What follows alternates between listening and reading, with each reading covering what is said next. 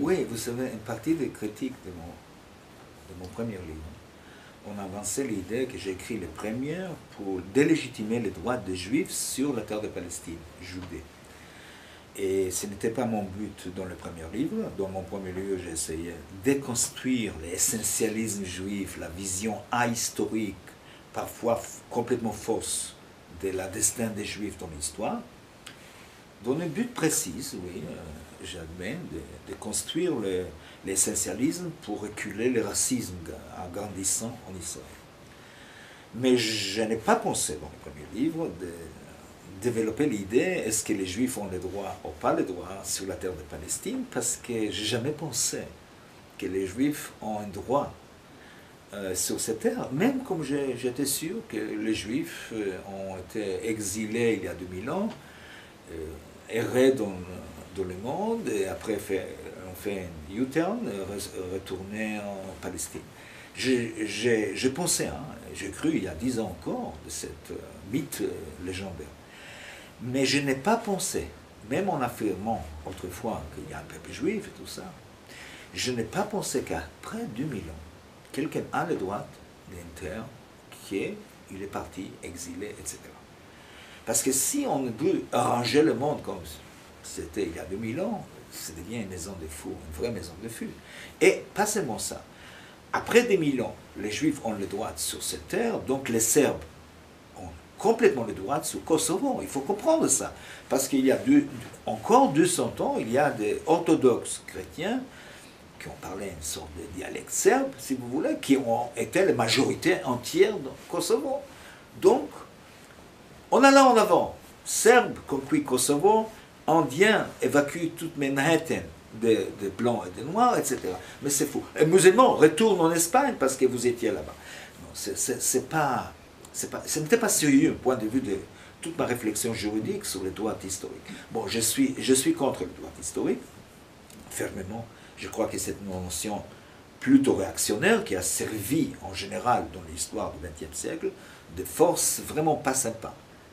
Je peux mentionner l'exigence allemande sur les Alsace-Lorraine, sur les bases des droits historiques, et des Polonais, etc. Donc, j'ai été toujours critique. Je n'ai pas pensé à écrire un livre contre le droit, parce que je n'ai pas pensé que les Juifs ont le droit.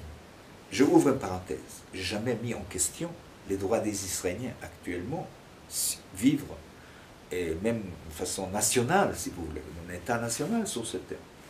C'est-à-dire la réalisation de cet État, je m'oppose, mais sur le principe des droits des Israéliens, je n'ai jamais mis en question ces droits. Revenir sur les motivations d'écrire le deuxième volume, donc, comme j'étais accusé que j'essaye de balayer, déconstruire les droits historiques des Juifs, donc j'ai essayé de montrer que pas seulement que les Juifs n'ont pas eu le droit, mais que les Juifs, et je parle, comme j'utilise le mot juif, une grande religion très importante dans le monde occidental. Et je ne crois pas que les Juifs voulaient retourner. Je ne crois pas que les Juifs ont regardé cette terre comme une patrie.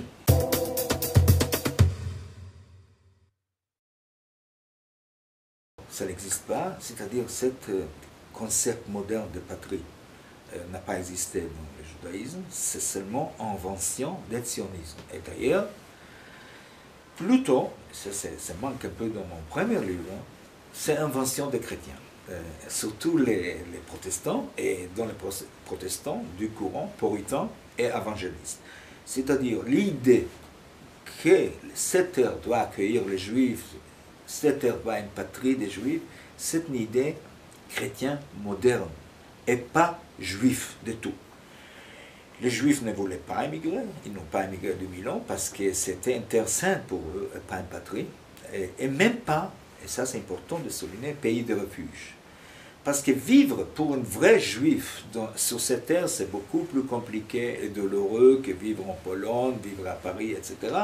Parce que cette terre sainte, on ne peut pas les salir, on ne peut pas vraiment faire l'amour, par exemple, sur la terre sainte. Je vous assure que c'est dû être dans l'imaginaire juif assez compliqué, vous comprenez. Donc, l'idée de retour n'a pas existé. La seule chose qui a existé, de façon très très importante dans le judaïsme, c'est définir par rapport à cette terre de façon métaphysique, parce qu'à partir de cette terre va paraître, va sortir la rédemption. Déjà, c'est-à-dire les Juifs savaient que de Jérusalem va sortir la rédemption, le Messie.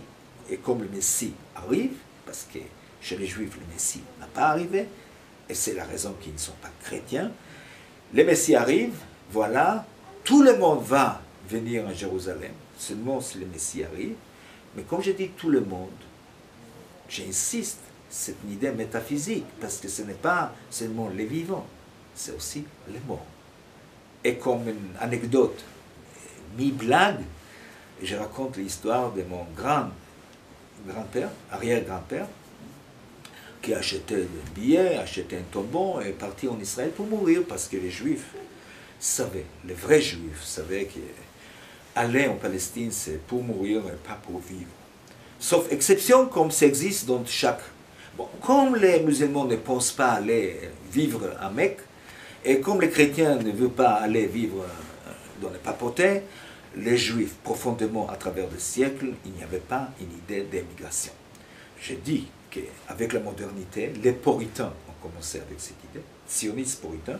Dans le 19e siècle, c'est les évangélistes qui ont insisté que les Juifs doivent se rassembler en Palestine pour que la rédemption arrive, l'Apocalypse après. 2 tiers des Juifs vont être liquidés, 1 tiers va être christianité. C'est-à-dire la rédemption ne peut pas se réaliser sans que les Juifs retournent. C'est important de souligner ça. Parce que ça, sans cette comment dire, base idéologique chrétienne moderne, je ne crois pas que le sionisme pourrait se réaliser. Ça, c'est une chose. Maintenant, vous avez eu raison, comme vous avez dit, que j'insiste sur le fait que l'idée de sionisme, l'idée de retour, a surgi comme des douleurs, des malheurs, c'est-à-dire, et de modernisation et de recul de la religion juive. C'est important de... Aujourd'hui, avec comment dire, les cartes politiques israéliennes, c'est difficile à imaginer que la religion juive, comme l'idée nationale sioniste a apparu, était presque totalement opposée. Comme aussi une anecdote, comme Herzl voulait réunir le premier congrès sioniste en 1997, il a choisi Munich, il a choisi l'allemand, parce que les Suisses étaient petits, Bâle était une petite ville. Donc, entre 80 grands rabbins de l'Allemagne, 78 ont signé une pétition qu'ils ne vont pas accepter qu'un congrès sioniste anti-juif va être réalisé sur le sol allemand. Heureusement, comme ça, Herzl a dû décider de remplacer Munich par Bâle, et comme ça, on peut dire que le sionisme n'a pas surgi à Munich. Au niveau, on dit Toda Lael, grâce à Dieu, le sionisme n'a pas commencé à Munich, d'accord? Vous pouvez comprendre pourquoi.